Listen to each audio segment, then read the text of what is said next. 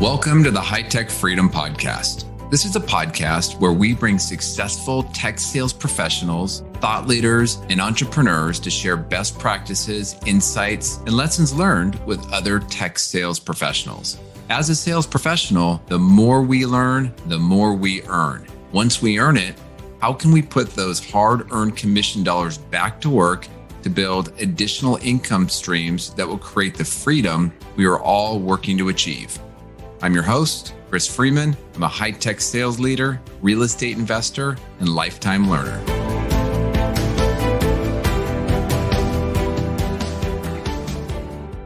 All right, welcome to the High Tech Freedom Podcast. I'm your host, Chris Freeman, and I'm excited today to have Andew Schutsky kick off our first of several C-level episodes. So now as a high-tech sales pro, we spend hours internally talking about how do we get higher into accounts? How do we get to the CIO, the CISO, the C-level? So I've been working hard to pull some favors with several CIOs and book them on the podcast to really share some insights from the other side of the desk of the C-suite. So Andew is the CIO for the medical business at TE Connectivity. And, I hadn't actually heard of TE Connectivity before, but I did some research, and they manufacture solutions and components for power, electric vehicles, aircrafts, digital factories, smart homes, doing all kinds of work with life-saving medical care, sustainable communities, utility networks, and global communication infrastructure. They've been doing it for 75 years, partnering with customers to really produce highly engineered connectivity and sensing solutions that make a connected world. So I can't think of a better time to be in that business right now. So I'm really looking forward to hearing from Andew today. So Andew, welcome to the High Tech Freedom Podcast. Chris, it's a pleasure to be here. Thanks so much for having me. Really excited to dig in a bit. Yeah, well, you are the inaugural C-level episode, so thank you. You're welcome. I'm happy to be here. Kick it off. I got to set the bar appropriately, right? All right. Well, hey, why don't we start off? Please share a little bit more about your background and your progression to the CIO role. Yeah, so I'll try to keep it brief. So I started with the collegiate background, went to Drexel, information sciences, comp sci, and business background. Started, interning while in college at SAP. So I'm back in the ERP space, was on the technical side, did web development, SQL. Quickly learned that I didn't want to be in the deep technical side of things. I leaned a lot more towards business and supply chain. Graduated, went into management consulting for Deloitte. Learned a ton. I was on the road 50 weeks a year for about 5.5 years. Really thankful and blessed to have that experience, but quickly got exhausted from the travel. I bet. Took a local job at a local pharma med device company in suburb of Philly in Pennsylvania, and did more of like an in-house consulting gig for a while, and then went into a number of roles. It was about 9 years there. Started in IT, was really big on the ERP and SAP space, and kind of found my niche as supply chain S&OP expert. So that led into getting out of IT and getting into some R&D, PMO roles, and then later subsequently purchasing and supply chain and operations. And that's where I kind of found my groove. And I was in that role for quite a few years, I think about 4, leaning into the operations side, but still, my hands in some IT projects here and there. And then, kind of hit a ceiling at that role, and started listening for opportunities. Found the TE role, which was not the CIO position initially. It was more supply chain and ops directed. But they're like, "Hey, we love your backgrounds." It kind of checked every box for me. Maybe initially wasn't exactly what I was looking for. It wasn't what I had in mind, I should say, because it was back on the IT side. I'm like, well, I think I'd like to stay in ops. But so thankful I took that leap, because I got in there, got my foot in the door, love the company, love the people I work with, and it's opened so many doors for me. So from there, about a year in, quickly jumped into this medical role. I had the close tie into the operations side, and really just connected with our medical team. And I attribute my boss at the time, who's moved on to a different role now, but he set me up with the right people. We just hit it off, and now kind of leading a broader IT organization in the medical business unit. So really thankful for that. So what a interesting progression, though, going from the focus on the logistics part of the business to the CIO. And on one hand, I could kind of see it, right? Because in your role, it's incredible logistics around just the complexity of an IT organization.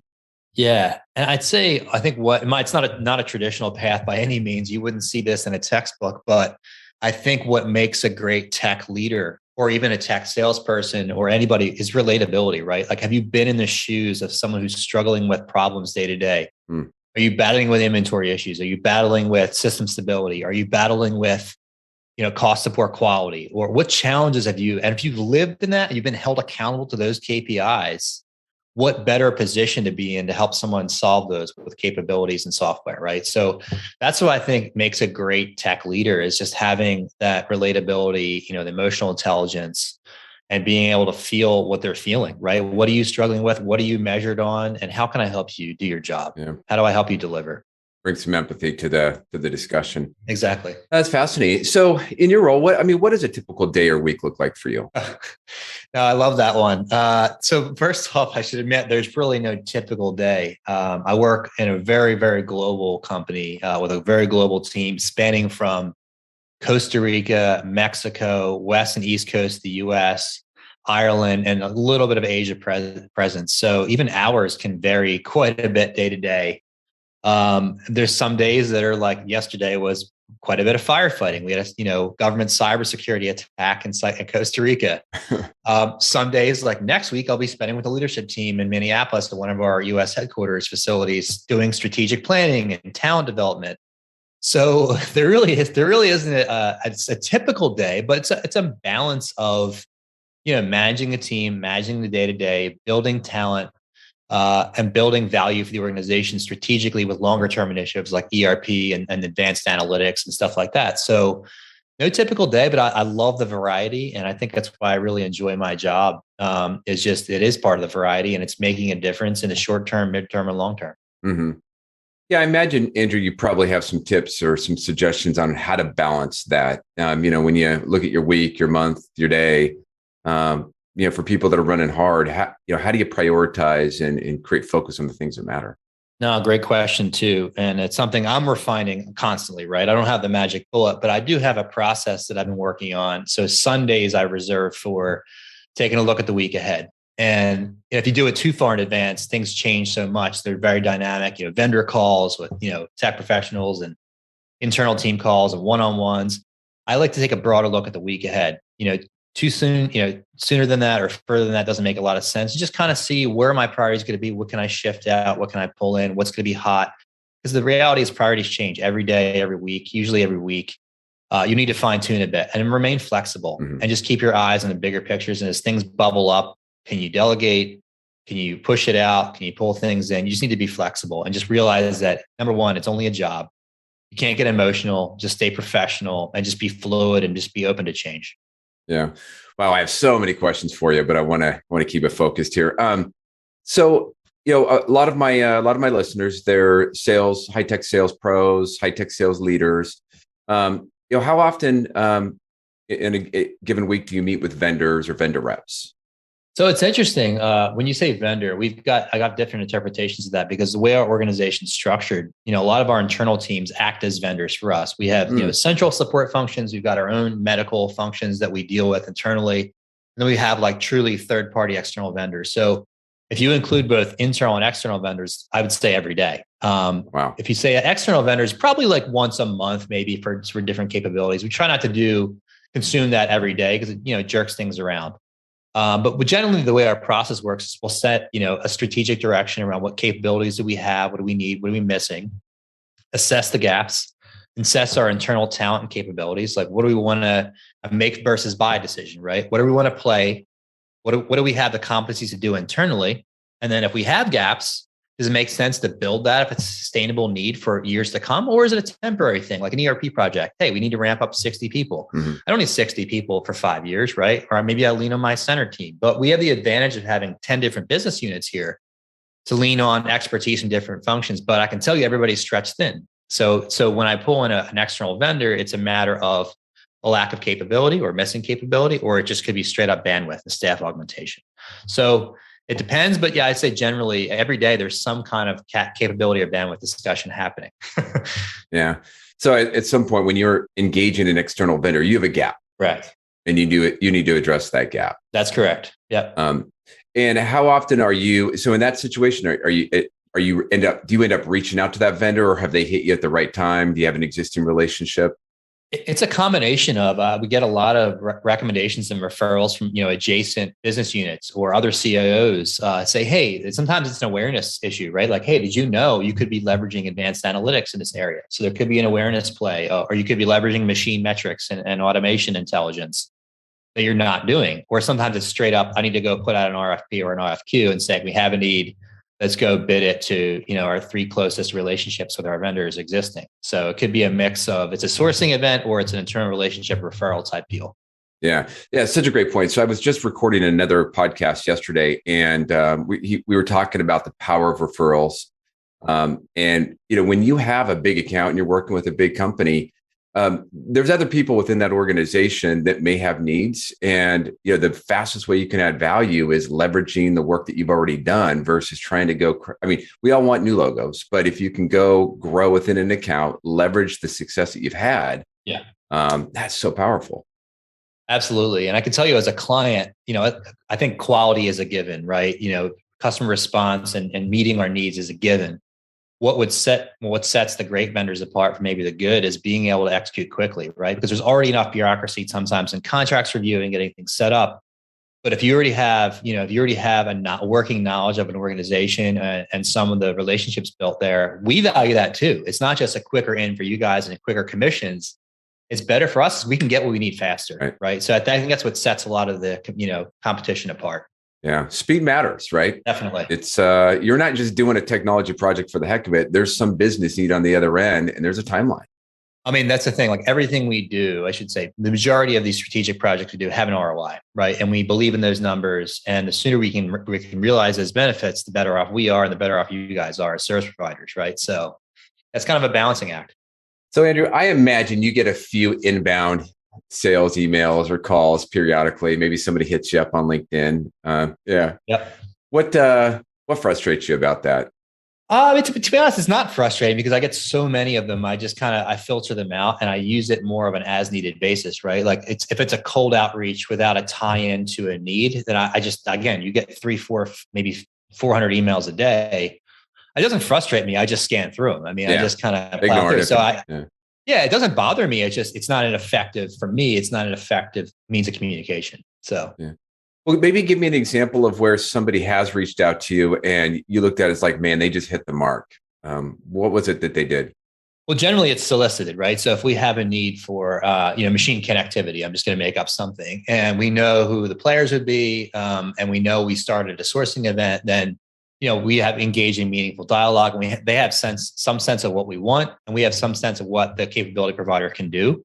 And that way it's a lot more tangible. It's a much better use of time on both sides. So that's the type of situation, just an example that works well. Yeah.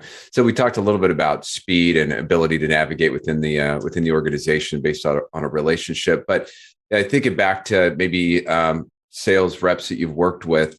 What are some that sort of rise to the top? You look at them and say, wow, they just did a great job. That's the type of rep I want to engage with more often. So we talked a little bit about empathy before, being in the internal role. I think the same applies to, I think back to the great, third party providers. I mentioned I worked at Deloitte before. I think when we did a great job, we really spend the time getting to know the company, not only what they sell, what they do, who the customers are, what are they struggling with, do some interviews. Don't just jump right into the pitch, right? If you jump right into that without having a holistic understanding of what we're really battling with, to level with them, like, hey, here's, start with where we understand where you're struggling, quantify whatever you can. Here's what we bring to the table. Here's a solution. Here's some options, right? You don't only come with one option, because it's always nice to have, make it a two-way feedback loop during the presentation, right? Like, hey, here's what we think we heard. Can you help us refine that a bit and make it more of a two-way decision-making process, right? That way it's not a one-way pitch and it's a yes or no at the end. It's an iterative process that helps get me to 1 or 2 or 3 different outcomes. Yeah, it's interesting. So I've worked with some earlier career reps in the past, and there's some apprehension with going higher within the organization, and they want to get everything perfect and they want to get everything right. Yeah. And I've always encouraged them, hey, definitely go do your homework, go work within the organization. But it's okay to have an opinion and not have it perfect, because to your point, right, it's the dialogue. You don't know until you engage, but you need to come with some value and some suggestions to start that dialogue. Yeah, I mean, they always say don't make perfection the enemy of good, right? So did I get that right? Yeah. Yeah, it works for me. Yeah, don't worry too much about every detail, right? Like I mentioned speed, I mentioned quality, but really, I can speak from my experience. I value the dialogue more than trying to get everything right coming in. Right? Much rather have it be a two-way conversation, a working product. And I can give you, a little bit of a tip too, that like the decision making ultimately will maybe at the top, but we always look to our leaders for input, right? So you convince them, we get the right intelligence from, I'll call it middle management.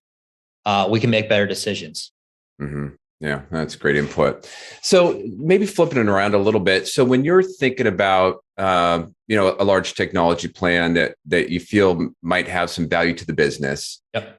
what is some of the process that you go through just in terms of thinking about it, or maybe how you distill a big complicated project down to something that the executive team can understand and digest? Yeah, it really comes down. Great question, because we go through this. I would say not, if not weekly, then definitely monthly. And I feel like every week I'm not pitching something, but presenting a new concept or idea to solve a problem. And it really comes down to a couple of things. One is how we help solving one of our existing challenges or meeting one of our goals, whether it's a revenue goal or it's a cost opportunity, quality improvement. Start with what's going to resonate with their mind, right? Am I solving a quality issue? Am I solving a data intelligence issue by means of like, hey, we get into our supply review and we just lack the ability to make quick decisions. And here's a tool to help work with that. And I always work with our business leaders to say, how do we quantify what that means? So is it an improvement in efficiency, which a lot of times it is? Is it improvement in productivity for our teams? What does the world look like without this solution, right? It may be, if we're going to grow to a $2 billion company, I need to grow the cost of customer care by 50%. That's $3 million. However, we can roughly agree with a solution, with a self-service platform, just making this up. Right. This is a recent example. Maybe that I would commit to, hey, I don't need that many people. I can bring that down a bit. So it always comes back to, what am I solving? How do I help meet those objectives and goals? And what options do I have? Because they're looking to us as a solution provider, right? Just like we would a vendor, just like they would to us internally. How can you help us? Right? We're struggling here, man. Help us grow the business. Help us solve a cost issue. Help us solve something, and give us a couple of options. Make it an iterative process. Do you ever, when asking the question about how to quantify it, do you ever push back and maybe suggest that they reduce or adjust how they quantify it based on what you feel you can deliver? Yeah, it's usually, I try to keep it an open conversation, and most of the time they won't know benchmarks. So it's like, I don't know where to start, right? So they'll say, hey, Andrew or team, can you go pull some Gartner data or something third party to give us a starting point? Right? Like, hey, is it a 5 or 10% efficiency play? Are we looking at cost of sales reduction or some metric? Like, give us some input. They usually look to us as a starting point. I'll say, okay, industry's 20% reduction here. Again, this can be fluffy. It can be real. What if we took half of that? Mm-hmm. Tell me, does that make sense? Would you commit to that? Because ultimately, that's what I'm looking for, is functional commitment, buy-in to say, we're going to invest $1 million in this platform.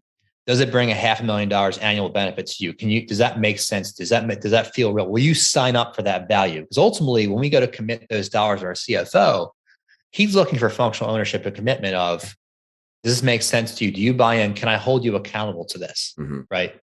Yeah. Interesting.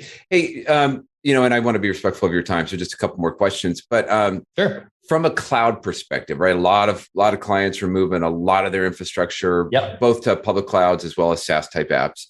I don't know if you have a crystal ball or not, but what do you see down the road? Do we continue to have sort of a balance between in the cloud and on the prem, or do you think it'll all eventually move into AWS and Google and so on?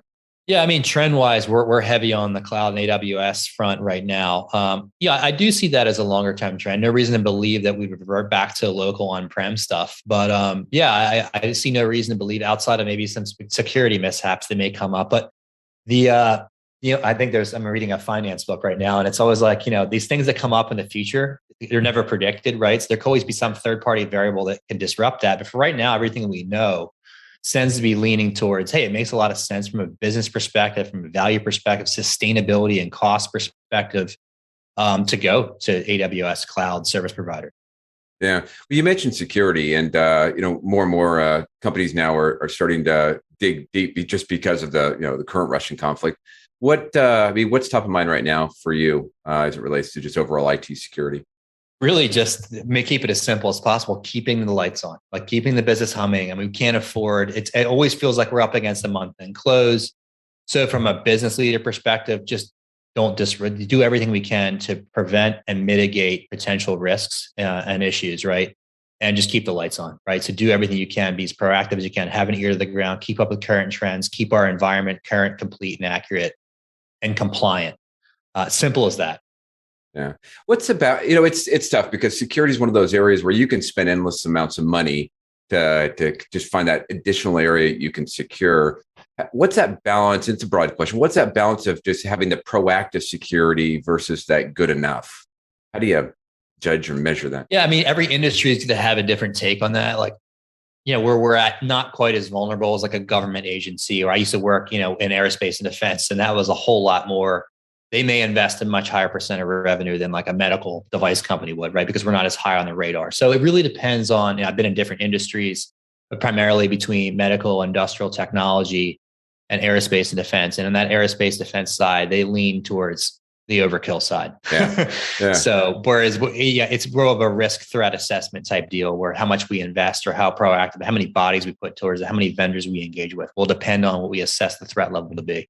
Yeah. And sometimes there's segments, right? Not all apps are created equally, right? So correct. Well, hey, Andrew, so one of the themes of the podcast in general, the idea is you first need to learn from the best in order to earn like the best. And once you've earned it, how do you take some of those hard-earned commission dollars and redeploy it in ways that create additional freedom? And you and I, we actually met through the real estate industry. We do some similar stuff. Yeah. What are your thoughts about once you earn it, how do you invest it to build that future and that freedom?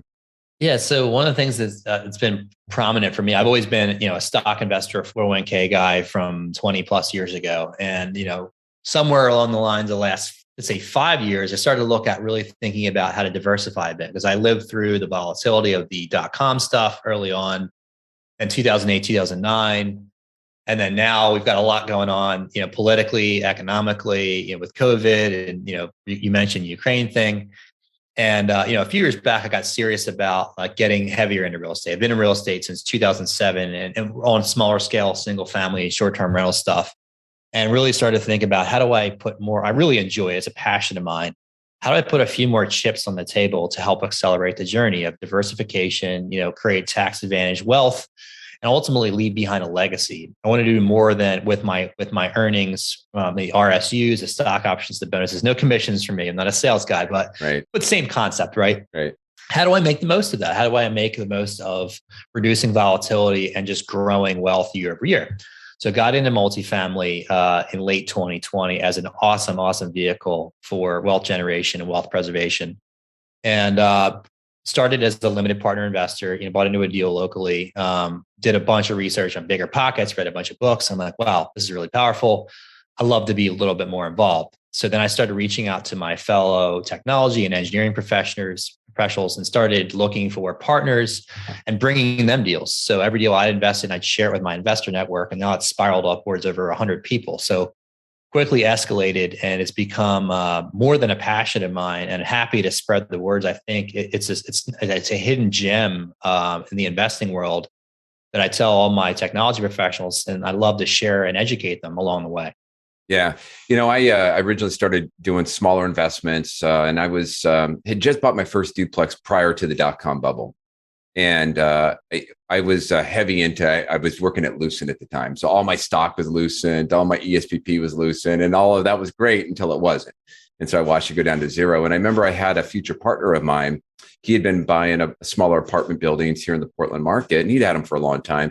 But I was, he was retired, working 10, 15 hours a week, picking up quarters, doing weeds around the units. But I was watching him make a really good 6-figure income as the bubble was bursting, while a lot of his well-to-do friends, they were dialing back the trips, the foreign travel. Their stocks had gone down and their fixed income was shrinking, and they were starting to get a little bit nervous. And so for me, that was a really good wake-up call to see him go through that as I was losing my entire portfolio after the .com bubble. So I'm with you. I'm a huge fan on real estate side. I mean, I believe in diversification, so I don't just do one thing, but I've definitely shifted more to the real estate side. Yeah, same here. And there's no magic bullet, and I'll never be 100% vested in one, but I'm with you. And it depends on where you're at in your career, right? If you're, you still got maybe 10, 20 years of your working life or more, you're looking for, hey, can I have some passive income to build on the side? I can offset some of that with appreciation, right? I can hold on for longer. Whereas if I'm, 62, 65, right, I'm looking purely for cash flow, right? If I can't wait 5, 10 years for a development project, I love to have that, 6, 8, 10% year over year now. So the type of offerings that I'll look to line people up with will depend on where they're at in their life cycle. Yeah. Well, Andrew, two last questions. Number one, what do you do to give back? So a couple of things. I mean, on the professional, W-2 side of things, and actually even in the real estate side of things, I love to mentor people. I try to be selective as I can for people that are really serious and really motivated. And a lot of people will reach out from doing podcasts like this. And I love to have, a 15, 20, 30-minute conversation. And where are you at with your goals? Where are you at with your career? Maybe that becomes a full-time thing mine someday. I just really enjoy seeing people flourish, people that are really willing to put in the work and kind of devour all the information and take recommendations and follow up and take action.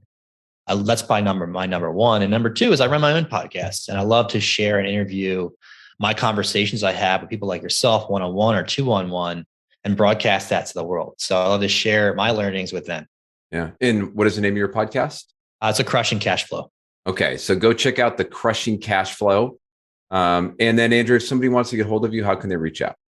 Yeah. So best way to get a hold of me, professionally, personally is through our website with our investing firm called Redline Equity. And their website is www.investwithredline.com. And from there, you can get to our podcast. We write blogs every week. We've got a free 8-part learning series geared towards technology and engineering professionals who are looking at investing in real estate, want to learn more about it, learn more about our firm, who we work with, what types of deals we do.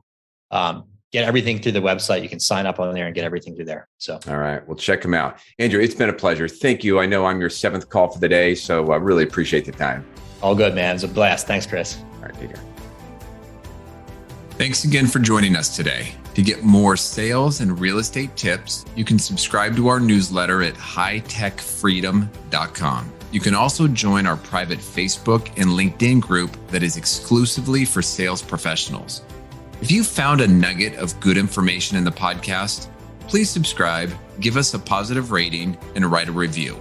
If there is a topic that you would like us to cover in the future, please send us a note through our website at hightechfreedom.com. Until next week, make this your best week ever.